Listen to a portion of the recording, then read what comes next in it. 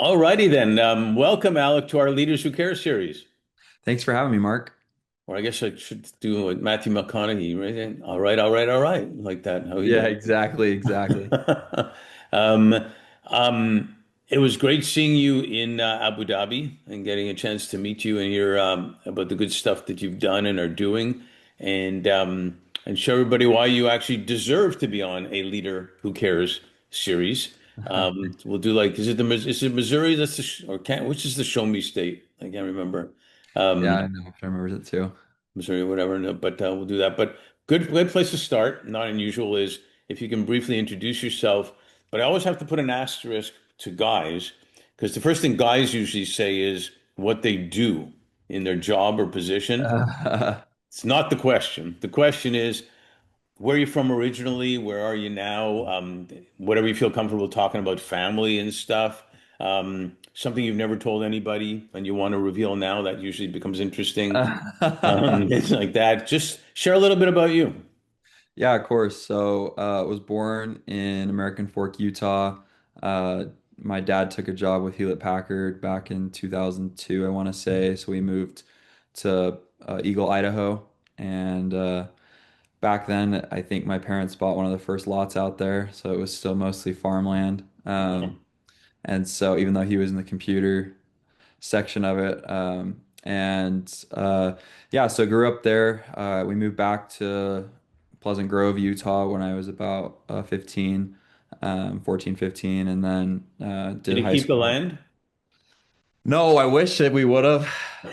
Like my dad, I think that's my dad's biggest regret. No, I'm just kidding. But yeah, it's gone very well out there, to say the least. It looks almost unrecognizable.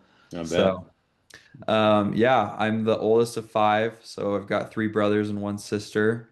My Wow. brother is, yeah, at BYU, coming an anesthesiologist. That's what he wants to do. And then my sister's up at Utah State. So, yeah, busy couple of siblings right there. And then my other two are still in high school and middle school. So, Family of five, there's an expression that when you have two kids, you can play man-to-man coverage, but after that, it's zone coverage on your kids. So your parents, that's how to good zone coverage. they did. They're great parents. Love them to death. So. And So I no, get, yeah, so that's kind of how it all started, and then yeah, went to high school at American Fork. So kind of went full circle there after we moved back. Got my associate's degree from UVU while I was in high school, so that was good. I'm grateful for concurrent enrollment. That made my life a little bit faster there, and then set me up to go on a church mission for the Church of Jesus Christ of Latter-day Saints. So went out to Chicago, served a mission out there between 2019 and 2021. Kind you of couldn't find a over warmer there. spot? I know, right? Like, No, it's pretty hot. It's pretty hot in August. I'll give oh, you there's that. August, yeah. Yeah, it is. I know a lot of friends that went to Latin America for missions and stuff like that too. That's why I kind of mentioned it. Did you get along with your siblings?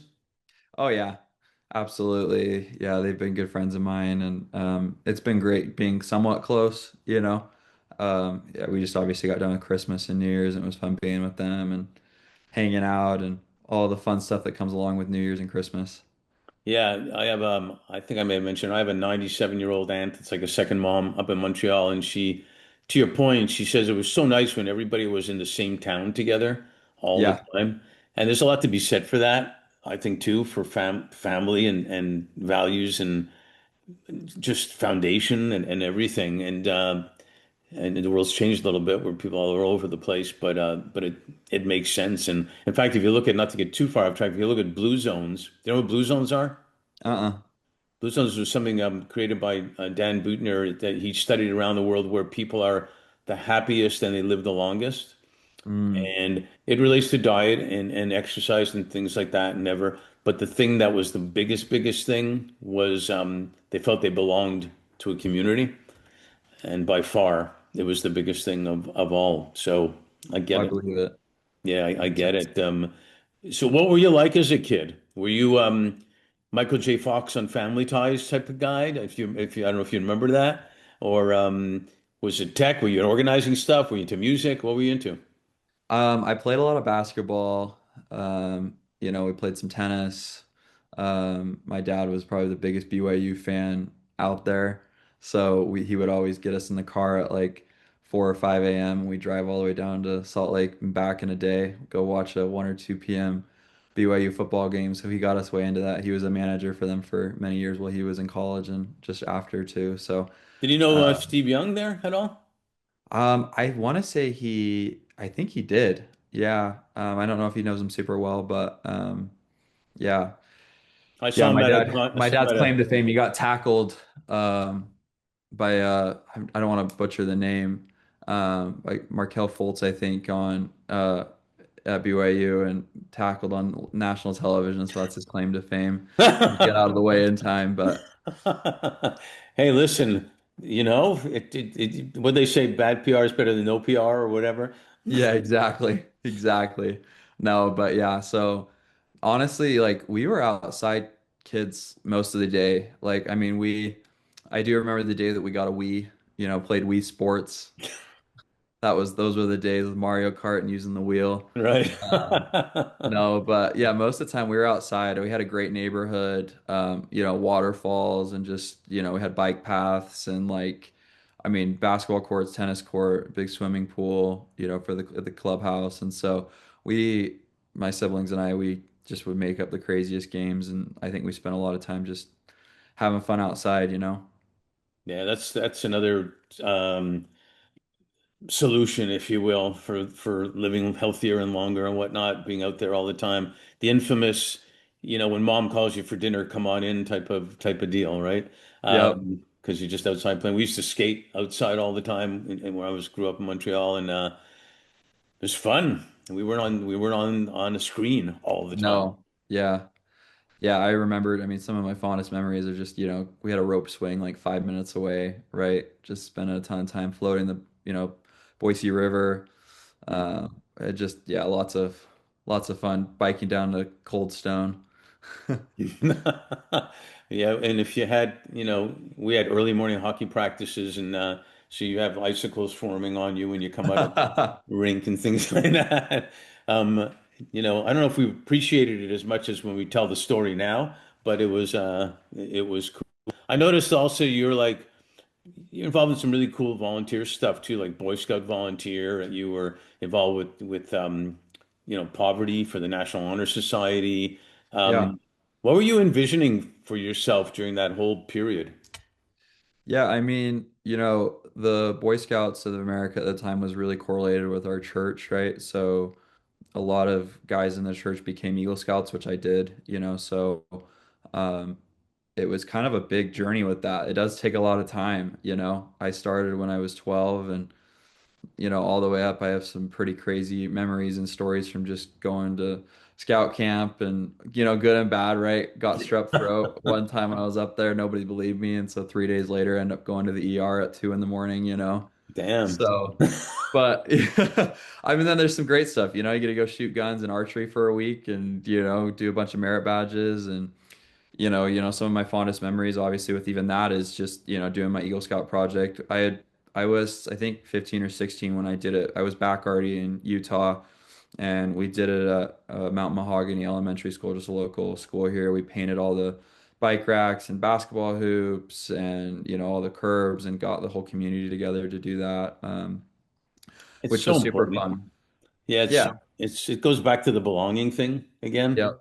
and Yeah. and and friendships that last at least most of them hopefully for a while, and Yeah. things like that, and it just makes you feel good for God's sakes. Yeah, it really does. And, I think that carried through my whole time, obviously in Utah. Being a National Honor Society, I was the president my senior year and then vice president my junior year. And we raised, I think, close to $100,000 for a kid named Kevin who needed a wheelchair accessible van. And it was crazy to see the whole community come together. I had this vision to do a car show, and I never could have imagined how big it got. Porsche Salt Lake brought down their car. They let me drive it and repark it. I mean, who lets a junior in high school do that? And so that was really cool. And then just the amount of people that came to volunteer. I mean, I think we had several thousand people that day on that field in that middle school in attendance. anyways, and we were all over, online, and the news picked it up, and I mean, it was just such a cool experience. And those are two that I really, I really am grateful to have that experience. It was a lot of work. Not gonna lie on either of those. Yeah. Becoming an Eagle Scout, doing the Eagle Scout project, and then, National Honor Society having, I think we had over 400 members or so, just at my high school alone, and we partnered with Lone Peak out here in Utah as well, and so. It was a big undertaking, but I'm grateful that we did it. You So know, this series is called Leaders Who Care, and I think that's part of where you develop what it is to be a leader who cares and yeah, how important it is, and not fluffy. Like I used to hate the term. I don't know, like I hardly ever use the term hate, but I used to dislike the term soft skills. yeah, So I first knew it. That it, yep, especially coaching, I played a lot and coached a lot in hockey, especially, and hmm leadership's not a soft skill, and caring about people is not a soft skill. It's like no, a top-notch high skill. And and you you've got to know, use all your other skills to do that, right? yeah. And you really got to care, like for real. Yeah, And it's actually not that hard if you think about it to care. yeah, it's not, and there's a lot of things to care about that should get you up in the morning. Yeah, we found, and I want to ask you a little bit about your background. We found that the leaders who care, at least and in my experiences growing up, until I realized I'm going to trademark this term, leaders who care, Yeah, were the ones that seem to do better in everything. I yeah, don't necessarily mean just about money, but in their family, in their community, in their business, whatever it was. And because caring generally comes along with values and things like that, whatever faith you are, type of thing. right. Um, and so I know your journey kind of started with Silicon Slopes before Yep. you went on the mission, I believe, and then you were a digital marketing specialist. Um, and as I said, this is about leaders who care. Can you talk about again how these experiences at maybe those two places impacted you, maybe business wise and even personally? Yeah, I mean, so Silicon Slopes was a really, that's a funny story there. I was taking a finance 101 class, if you will, in high school. And somebody came to present. They were a couple years older than me, and they were a senior in high school. They were leaving on a church mission, right? And Silicon Slopes had offered them an internship because they had won a competition, like a business competition, right? And he was just saying that he wasn't going to be able to take it. And so I ended up driving to Silicon Slopes, I think a day later, and just waiting outside the director's office. He had no idea who I was. I couldn't get a hold of anybody when I called. So I went in and I asked, I said, "Hey, I hear you guys are having interns." He's like, "Well, who told you that?" And I'm like, "Well, this guy." He said he's not gonna be able to take it. And so, he was like, "Well, tell me about yourself." And I told him, just some of the stuff that I was doing. I was really into speakers, lights, and cars at that point. I had a little speaker installation business. And so, yeah, his name was Garrett, and we hit it off, and he ended up becoming a really good mentor of mine and still a close friend of mine today. And I still work with their chief of staff, Naren Farner. He was working with them as well, and so I don't know. I think I was their second intern, maybe, and second or third, and definitely the youngest. They took a chance on me, and I'll be grateful for that. I didn't know what I was getting into. They ran Silicon Slopes Tech Summit, which is one of the biggest summits here in Utah.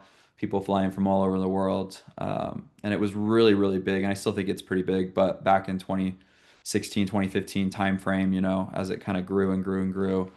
And it was really cool ecosystem, right? Because you have all these CEOs of massive companies, Josh James from Domo, they went public, Jeremy Andrews from Traeger, yeah, all these guys that kind of were on the board and helping with and talking about that sense of community, right? Bringing their companies together and just doing a lot of really great events. We would do this big summer barbecue every year with Traeger just right outside out there, and Nice.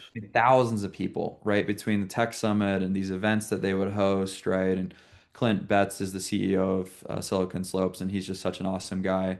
So I'm just grateful for that opportunity. And a lot of it was monotonous at the beginning, and then as I started realizing why it was so monotonous, because they needed it all. I mean, it was getting sponsors to, get the Salt Palace rented out and all of these things. I mean, they're a nonprofit, right? And so, I mean, it was just really cool to see all these like mega wealthy people come together and really do something awesome. And they've had, Mark Zuckerberg come and speak at them. They've had Tim Cook, more recently, I got to meet one of the founders of Adobe, which is where my dad works, right? Mm. Which is just it was just such a cool experience because you can imagine being 15, 16, 17 and having that experience, right? At such a young age and being around those entrepreneurs that have really made such an impact in the world, both on a for-profit side and then obviously, feeding millions of people and doing all these things. And that it was just such a cool experience. So that's what I kind of attribute it to. Yeah, it's great. It's great to hear because, we'll talk about it in a little bit about influencers. And, I've found that, especially male executives, a lot more female now too, but male executives would tell me about the one time that, a coach put them out on the field when it was an important time. Yeah. They remember that forever. That someone that believed in them, or something like they met somebody like you did who talked to them, actually talked to them as Yeah. a kid, and that was like inspirational. It goes back to what we talked about caring, where there's an expression: it only takes one person to believe in you. Um, and so many of these executives I talk to rely on that one moment even as the foundation for their whole confidence the rest of their life. Yep. And I mean, I really think that I was looking for opportunity there. I mean, the people that were ahead of me that would come and volunteer even at those tech summits. I think there was a girl named Katie Barnes. She went on she's a great lawyer now, I think out in San Francisco, like one of the top firms. But she told me about, University Growth Fund, right, which is here in Utah, and I interned them and then I became an analyst for them. And I just am grateful for that because I wouldn't have ever had that even opportunity because it just comes from, meeting those people and she was already working there, right? And then I kept in touch with the people that run it, the partners there as I went on my church mission and as I got back, right? And again, taking another chance on me, um, right when I got back. And I'm just Well, grateful for that. being in our main business, being in the search, and I've seen this in sports many times, people hire for potential and character a lot, Yeah, for sure. and I once told my oldest son he was moving to New York. He was big in hospitality. He's done really well in that. And I tell this to candidates all the time. I said that I'd say, look up somebody even on LinkedIn and kind of follow them, check out what's going on and whatnot, and then contact them. And so typical of parents and kids, he did that a few times in New York. And his vice president of a major hospitality company called him back and they talked. He told me they talked for like an hour and a half, and she offered to have him come visit. And he said to me, Dad, what you told me actually worked. And I felt like saying, "No shit, Sherlock." I mean, you just do it. Got to get But, your name out there. Yeah, you got to get out there and reach out to people. yeah, to your point of going out and waiting there, I once knocked on Madonna's door at her home in Miami. No way. And I heard somebody coming to the door, and I was going, "Oh my God, she's actually coming to the door!" And I was like nervous it's going to be Madonna. Now it wasn't her, but it was her personal assistant or something at that time. And I'd owned a cycling team at that time, and we were asking her to model in the cycling outfits. And said I will show her to her, and they did get back to me. Said she didn't have the time to do it, but the point was, I told myself, knock on the door. What's the worst that can happen? They're not going to shoot me. Yeah, they tell you So. no. So good for you for doing that. There's something we call, there's ROI, which you've heard of. There's something we call ROR. Do you know what that is? Uh-uh. It's return on relationships. There you go. And it sounds like you've had some. Yes, absolutely. Um, how did all that evolve for you to become the CEO of HarvestReact? Yeah, I mean, so kind of going back to church mission, right? Obviously, being a missionary, we're obviously preaching about in our church Jesus Christ, right? But being out there, COVID hit, right? So you kind of change the whole face of missionary work, right? And so it was really cool to kind of be out there because I felt like I was kind of almost in an incubator, right? Because it was completely just a different way of doing things, right?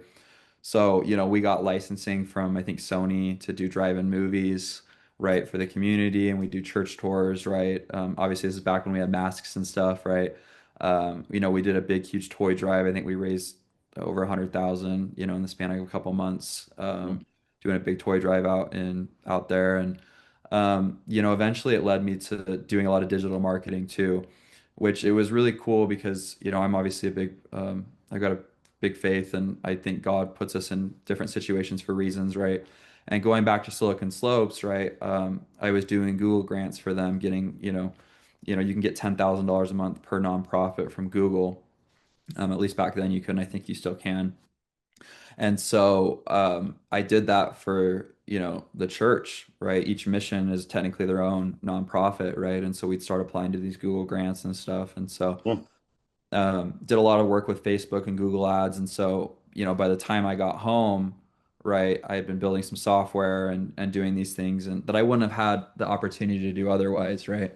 Or had even the knowledge had I not been in those situations. And so, getting home, I worked at a company called Altius Test Prep while I was starting to build HarvestReact, right? And we built software that basically harvested the data from tracking Facebook and Instagram like patterns. So every time that you like something, that's a data point, right? And so we were able to monetize that and commercialize that, and then eventually sell that kind of piece of HarvestReact off. And that was like a really cool experience. And even with Altius, it was really good to do because I mean those guys are all preparing for the MCAT, kind of like my brother is, right? And taking that, and so it was just really cool to see the power of social media in a good way, and see these companies kind of more on yeah. a corporate level spending millions of dollars in ad spend and how they're really doing it. Hmm. Uh, and so that was just good to be around. And then that kind of led me into Harvest React and kind of consulting for companies on, social media originally, and then people wanting to get into e-commerce.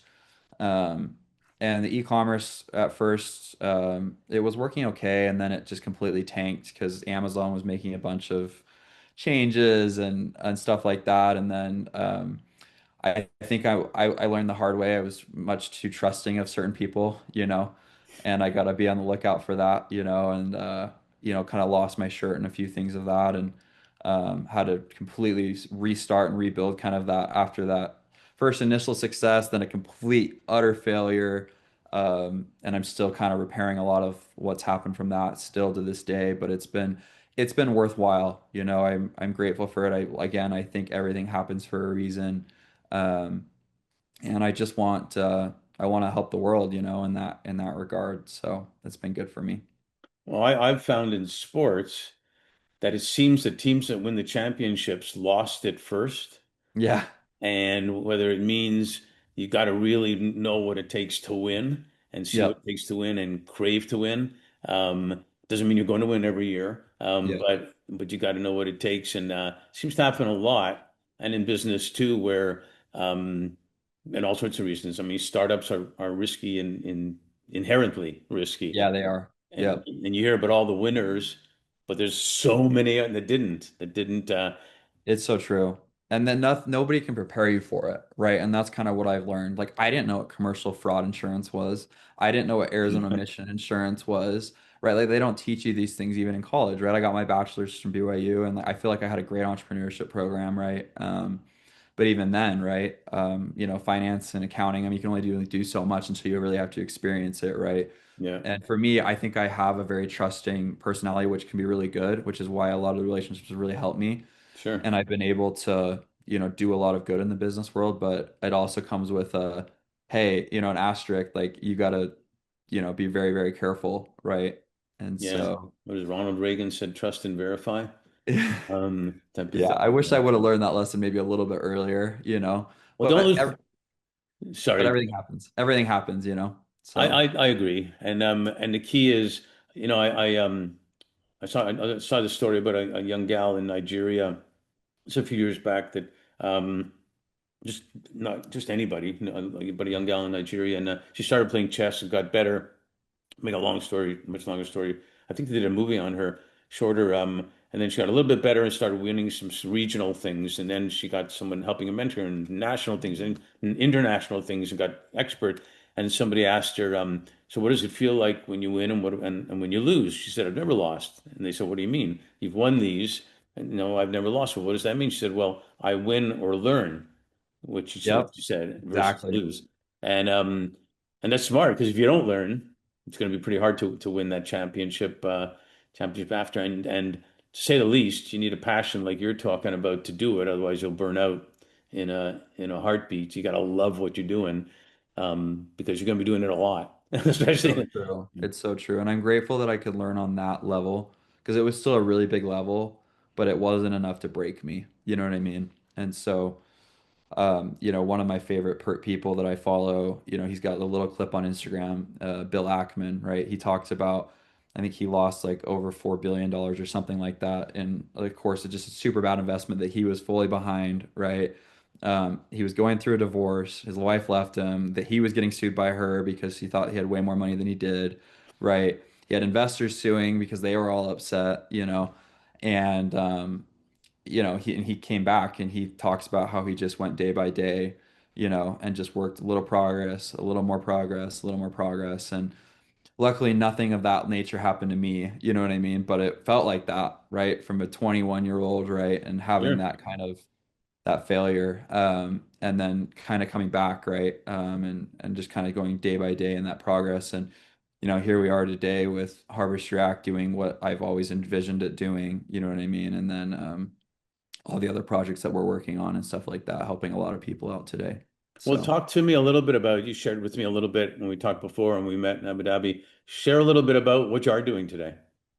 yeah, I mean, so, Harvest React still has its e-commerce program, right? I think we have several hundred active members now, in that.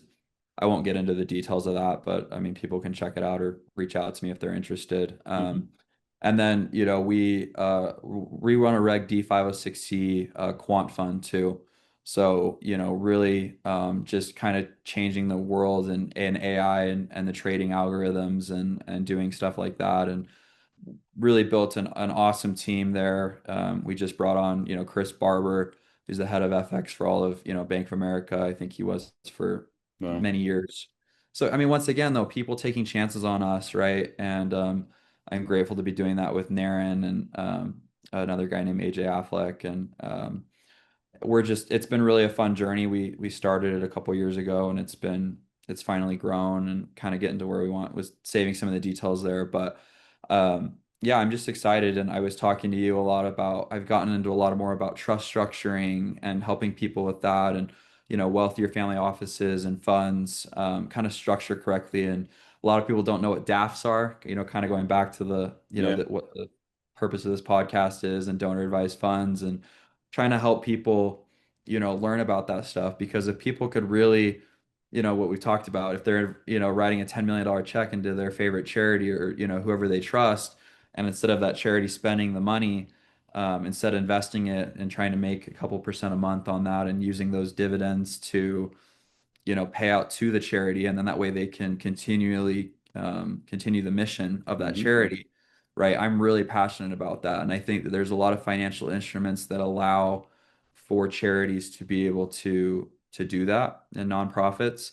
And there's a lot of great business people that run nonprofits, but there's also a lot of people that are just better at running nonprofits, Right. which is totally fine because we all have our Sure. strengths, That's you why you have know? a team, not five goalies on the ice or something. Yeah, Um, exactly. And so I'm just really passionate about that. And I get to work with a family, the Kierkegaard family out of Florida and Georgia. They're out there. And, they do a lot of just consulting for nonprofits and how to like make the most impact, right? And what we really mean by making the most impact, and so it's been really fun to kind of get the behind the scenes of how big nonprofits work, along with kind of the quant fund background and that kind of stuff, but then just kind of merging the two worlds, the finance world and then the world in which nonprofits exist. So, yeah, I tell you before, I love what you're doing because well, my background is Deloitte and finance and whatnot, but it's also at one point executive director of a global nonprofit, leadership development, and now in talent, executive search and leadership. And every nonprofit loves to hear, "Oh, we'll give you these millions unrestricted, do with it what you want." That's the dream, but it's yep. not necessarily the best way of doing it. No. Your way of doing it is pretty serious recurring revenue, Yep. which should be the dream of a nonprofit, so you don't have to Yeah. keep begging for money every year. Get the recurring Yes. And revenue. that's the goal. Because the thing is, the most of the time is spent trying to raise, right? I mean, I even saw it at Slow and Slopes, and it's nothing against them. They didn't have a choice though. It Hmm. cost millions of dollars to put on an event like that, Yeah. right? and that's their flagship event every year. But it's just hard, and you got to get donors, and you got to go back year after year. And I think to myself, like, what if we had put away a $10 million check? I mean, right? Let's say you're even making a percent on that a month. That's $100,000 a month in recurring revenue. And Hmm. then, if you do it the right way, you can get it, tax free because it's going to the nonprofit, right? Yeah. Um, but these are the conversations that really I feel like a lot of the times aren't had, you know? And I think they need to be had more often because there's a lot of good people out there, and there's a lot of wealthy families and family offices and ultra high net worths that do want to do a lot of good and have a lot of impact and know how to do it. And they just maybe don't have the time because they're still running their companies, or they're obviously trying to raise a family, and they're all over the place, right? But they have these hearts and they want to do the best that they can. And so it's just pointing them in the right direction and, being a good steward at the end of the day. Yeah, and I think you're right. Nonprofits, startup, there's some similarities there Yeah. and they should be run effectively. I don't want to say nonprofits should be run like a for-profit. They should just be run effectively. And and you're right. A lot of times it's about either raising money, creating revenue, um, somehow, some way to keep going type of thing. And it's Yep. very likely you could make a wrong decision when you're in that sometimes desperate mode to do it Yep. rather than a long-term decision. Well, and a lot of times I feel like it happens at the end of the year because people have these tax liabilities they weren't expecting, right? And then they're rushing to place the capital, right, and get that done. And then I think a lot of it gets lost in the details. Because I even see it on the other side where you're just trust structuring for people, or you're just trying to set up these entities before the end of the year, and they're in a rush and then they make mistakes, or they're just trying to do it. And then it wastes some resources because you're just stuck, And Best time to so. make decisions are when things are going great, Yes, not when exactly. they're not. Or in Q1 or Q2, not in Q4 and last week of the year. Yeah. And well, don't get me started on quarterly financial reports because I believe they're good, but they're not the be all and end all of what decisions should be made on for Yep. sure. Because it's 3 months is nothing No. in a period. So um, we usually say I usually say here that we being in LA, we usually say that we should leave them wanting more so we can do a sequel. So Yeah. because that's what you do here, right? But I do have one more question, maybe a couple more questions for you on this. With everything we're talking about, um, and now AI here, fast and furious. Yep. And then people are wondering where it's going and everything. Is there going to bubble and not a bubble, this or that or whatever? We're invading countries. We're doing all sorts of stuff along the way here. Yep. And what do you see? What do you see ahead with respect to like AI and the human element as well, and where your business is going, and just where you see things going? Yeah, I mean, from a intellectual perspective, I don't think you're ever going to have the point where, it's going to replace that human connection. Because I still feel like it's getting harder to tell, but like I still feel that when you're talking to a real person, you know. I do think that there's going to be some ability to automate a lot of these things. Yeah, Whether it's sales calls, or whether it's whatever, a nonprofit raising for something and they're reaching out to a million people, and emails getting smarter, and the way that AI is moving everything. I mean, it is true, and I'm not going to be the first to say it, and I definitely won't be the last, right? But those who will adopt AI will be the ones that will carry out and be able to really grow their companies, and those who don't will get left in the dust, right?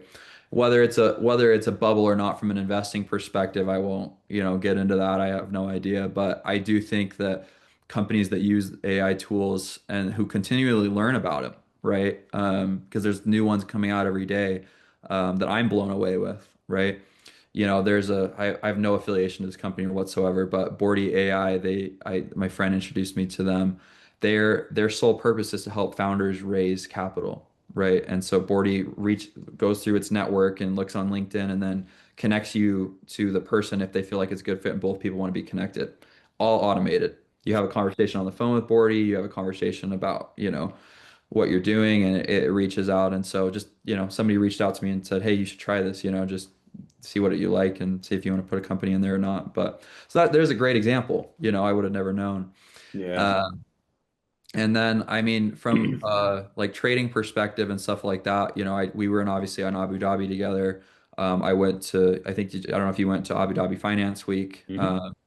but Igor Grekovich, I think, or somebody like that from World Quant spoke, and they've gone fully automated in trading, right? Which I think is pretty crazy. And algorithms are really what's taking over, Yeah, the world, and you've got Millennium obviously out in New York is a big quant firm, right? And they do a lot of AI science and stuff like that. And I mean, it's cool to see. It's going to be crazy the next, I think, few years in the hedge fund world and, in global markets, right? Just as everyone's adopting these things, right? I mean, obviously you have Meta paying hundreds of millions of dollars for individuals to come over, I right? know. It's crazy. So I mean, I think that there is a world in which that this exists, and I'm grateful for to be alive for it because I do think that there's a lot of good that can come of it. Yeah. I think that there's obviously some bad as well. I don't agree with maybe with some of OpenAI's policies to not moderate certain things, but I'm excited to see where it takes us. And I think with everything that comes up, there's always good and bad, good and evil, pro and con, whatever you know, there's people that try to take advantage. And I do think though that business and Leaders Who Care was trademark initially that to show that business leaders actually can care and it's good for business to care.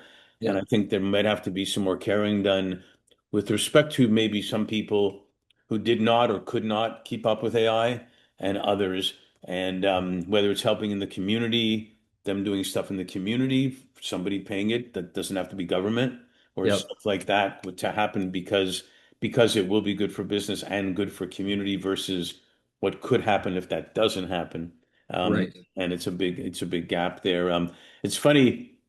I'll just throw this in for the last question. A friend of mine, she woke up one morning, like 3:34. She told me in the morning, kind of groggy, and she was asking Alexa something, and she said, "Alexa, why aren't you answering me? Are you broken?" And she actually answered, "It's 3:30 in the morning. You're talking to me. You're talking to me gibberish or whatnot. Maybe you're broken." I thought that was like, damn, oh my God. And then she went like, what? And it kept going on and on and on and on. And at one point, she even had ChatGPT listen to her conversation with Alexa and comment on it. That's so crazy. So, it's Alexa thinking, talking back, in that way, but fascinating. So last question here is, a client told me in 2021, he described 2020, the pandemic year, as the year that flew by slowly. And it's just kind of cool. And I think right now people still feel almost like it was yesterday and years ago, almost at the same time that it Yeah. happened. Um, and now we're in 2026. Hard to believe Right. already. But with all that said, what are you most grateful for and what are you most hopeful for? What I'm most grateful for is, I mean, in my personal life, I would say, friends and family. Like you said, that connection and just the people that I have surrounding me right now, and just who I get to work with every day, right? And the meaningful connections I get to make. We obviously met, obviously, in Abu Dhabi, all across the world in the Middle East, and every time take that flight, right? This second time I've been out there. You fly over, Iraq, Iran, right? I mean, we've got it really good. We're really blessed to be in the U.S., and I think that's We are. one of the most things I'm grateful for. And then you said what was your most hopeful for? Yeah.